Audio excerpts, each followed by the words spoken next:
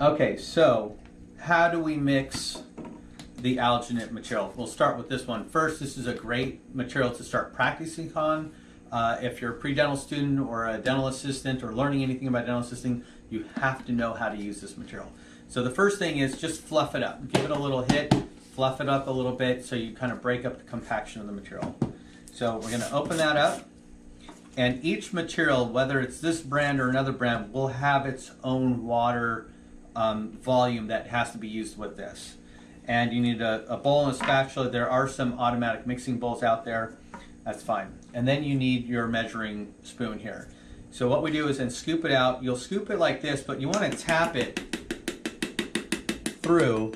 And what you're trying to do is get any filler fill into here.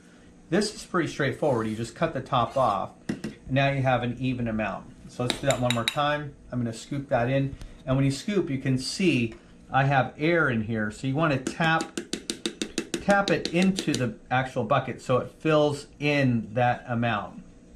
And you scoop it. So now you have an even amount as best as possible. Put it in the bowl. So I have 2 scoops. I have 2 here. And now we're going to mix it. You have to go reasonably fast. You first get the material wet so it doesn't mix everywhere. So now it's a little bit chunky. But now you want to go back and forth. I'm going to go a little bit slow. You want to just kind of go like this. And you're starting to smooth it out. But here's real speed. And I'm popping the bubbles out of it. I want it as smooth as possible. But you can't work it that long because it's going to start to harden. And you won't get the definition you want with the patient impression. So here we go. That's pretty good. It's nice and smooth. Got most of the bubbles out. I don't hear any popping. I gather up my material and now I can enter it in the tray. You don't have to overfill the tray just because you have the material.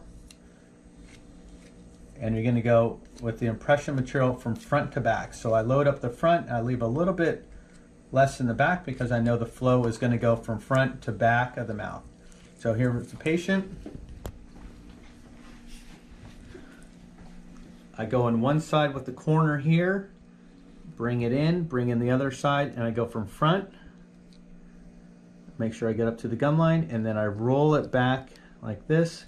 And here's the tricky part. If a patient has a gag reflex, typically this material will start to ooze out and roll out. If I start to see it in the mouth way in the back, I'll typically try to grab it and bring it forward so it doesn't feel like it's going all the way down somebody's throat, which it kind of is right now. And I don't have anything, sorry, to grab it with. Sorry, Danielle.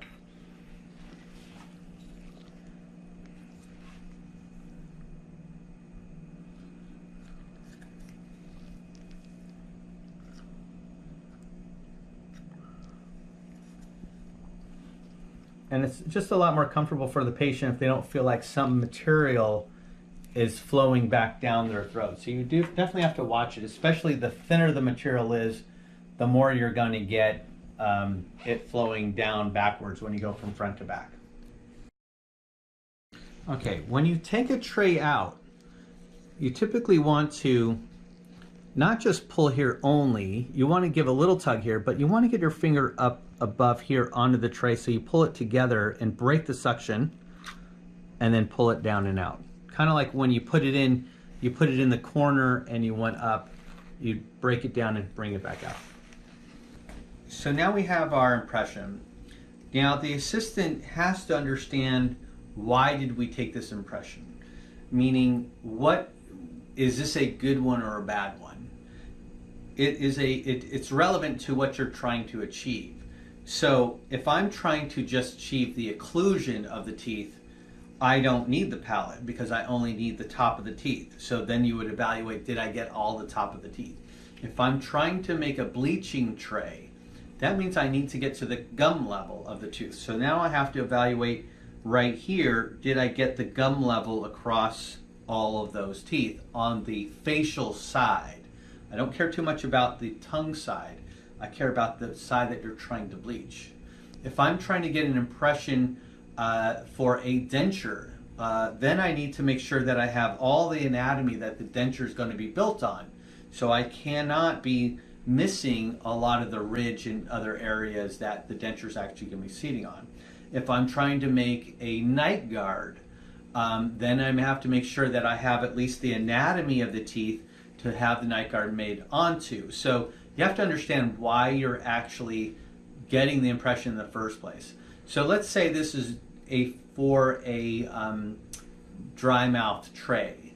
The dry mouth tray requires that we get the gum line just like a bleaching tray is. So the evaluation of that, did we do a good impression for that? Well, let's take a look. Yes, so if you can see the anatomy here inside going across those teeth, then I know I've got the gum line through all these teeth on both sides, not just on the facial side, but on the tongue or the palate side as well. So I can see exactly where the teeth are, and I can see exactly where the gums meet the teeth, and that's exactly what we want to see in a dry mouth tray. So let's look at, we're going to look at alginate substitute material. Like I said, alginate substitute material is not susceptible to shrinkage. It lasts a lot longer, and it is an auto mix tip. It's a lot cleaner. The only real handling thing that you have to realize is when you're putting this type of impression material into a tray.